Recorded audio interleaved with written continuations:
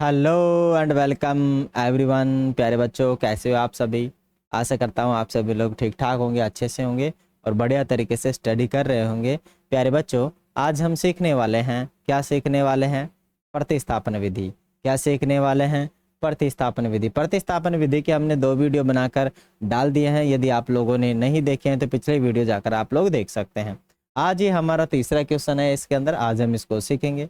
प्यारे बच्चों, यदि आप लोगों ने एलिमिनेशन मेथड नहीं सीखा है, मानी विलोपन विधि नहीं सीखी है, तो उसके भी हमने 4 एग्जाम्पल के 4 वीडियो बनाकर डाल दिए हैं। आप लोग जाकर उनको भी देख सकते हैं। प्यारे बच्चों, यदि आप लोग चैनल पर नए हैं तो चैनल को लाइक कीजिए, शेयर कीजिए और ज़्यादा से ज़्यादा सब्सक्राइब कीजिए। This is my humble request to you, please support us. चलिए तो हम सीखते हैं आज इस सेशन को। और आज का जो हमारा सेशन है प्रतिस्थापन विधि। क्या है?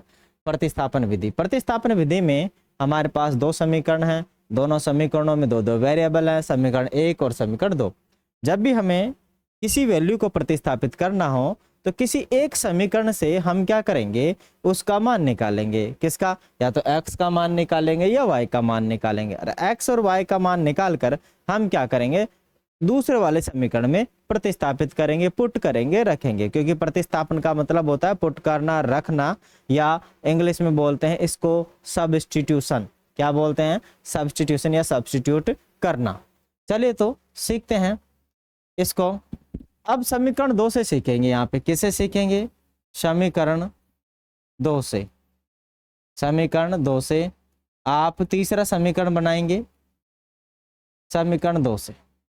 समीकरण 2 ले लो, चाहे समीकरण ये वाला ले लो, कोई फर्क नहीं पड़ रहा।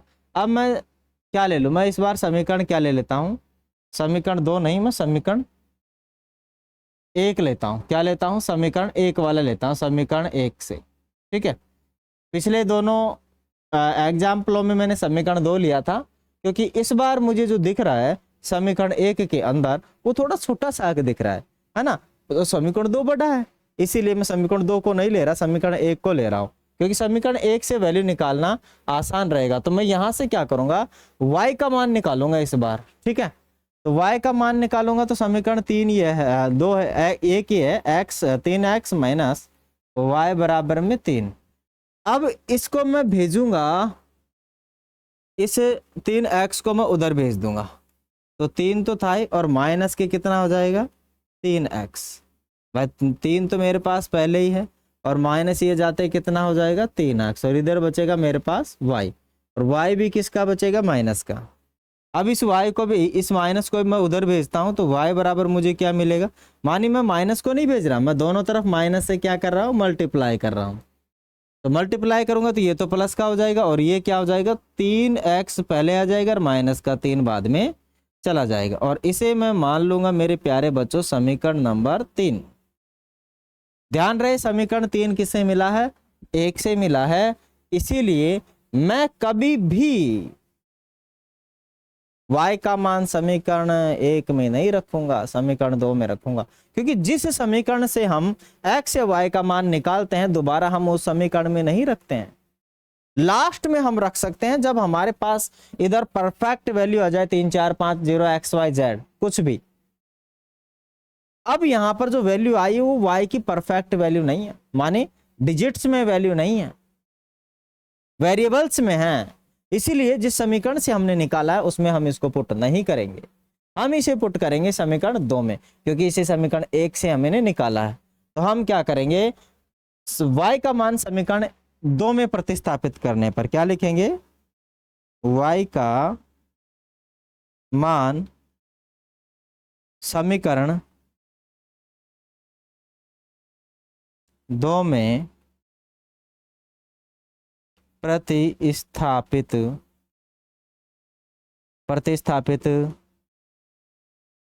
करने पर।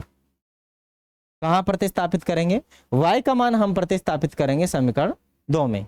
और समीकरण 2 अपना क्या है? समीकरण 2 अपना है मेरे भाई, समीकरण 2 है 9x माइनस 3y। दिख रहा है ना आपको? 9x minus 3y is equal to में कितना हो जाएगा? 9।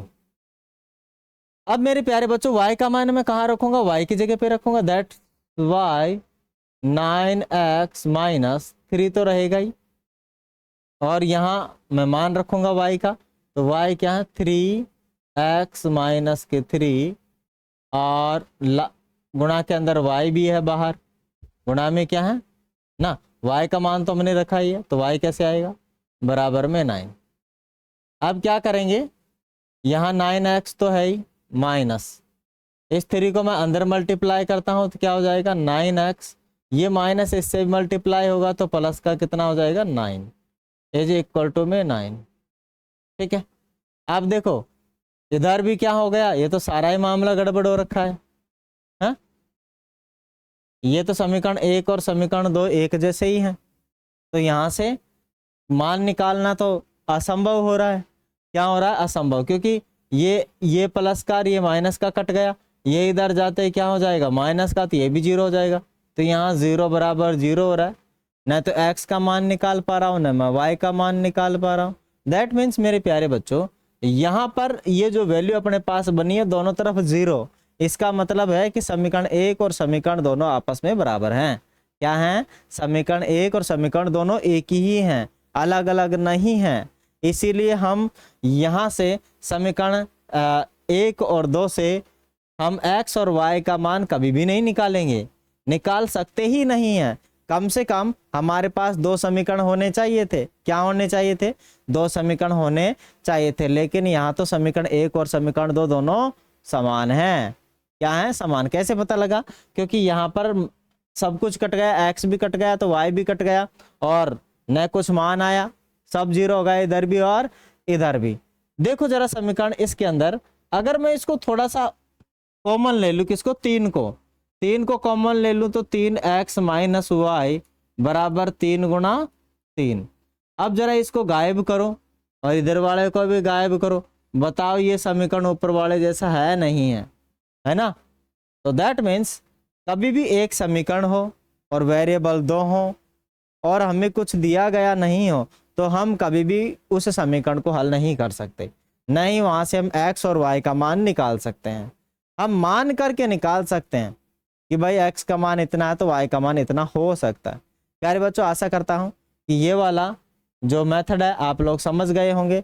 यहाँ पर प्रतिस्थापन विधि कतई नहीं लग सकती, ना ही एलिमिनेशन मेथड लग सकता है, और ना ही कोई सी भी क्रॉस मल्टीप्लाई वाली, क्रॉस वाली भी विधि नहीं लग सकती। फिर मिलेंगे अगले वाले सेशन में। सेशन अच्छा लगा तो लाइक शेयर एंड सब्सक्राइब जरूर करें। Thank you, have a nice day. कुछ और लिख देता हूं इसमें जिससे कि आप लोग समझ लोगे सही से।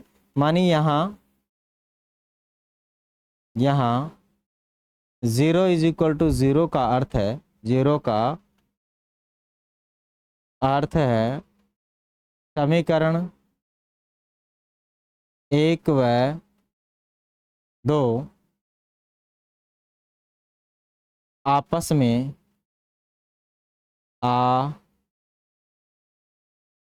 आपस में बराबर हैं, बराबर हैं। अतः x और y का मान निकालना असंभव है। क्या है, असंभव है। आशा करते हैं मेरे प्यारे बच्चों आप इस सेशन को अच्छे से समझे होंगे, सीखे होंगे। अच्छा लगा तो लाइक शेयर एंड सब्सक्राइब जरूर करें, फुल सपोर्ट करें। आप लोग यदि हमें फॉलो करना चाहते हैं, फेसबुक पेज है हमारा NCERT स्टडी A1 का, तो वहाँ पर भी आप हमें फॉलो कर सकते हैं। हमारी पूरी क्लासेस फ्री ऑफ कॉस्ट है, पेड फ्री है। आप लोग अच्छे से पढ़े, इत्मीनान से पढ़े, शानदार तरीके से पढ़े। थैंक यू, फिर मिलेंगे अगले सेशन में। Thank you, have a nice day.